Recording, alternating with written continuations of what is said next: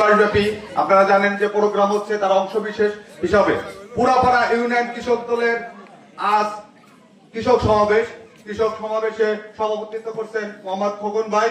এছাড়া আমাদের মাঝে উপস্থিত আছেন অনু ভাই, আসাদ ভাই, মাহাতাব ভাই, বিল্লাল ভাই, ইয়াদ ভাই সহ আর অন্যান্য নেতৃবৃন্দ।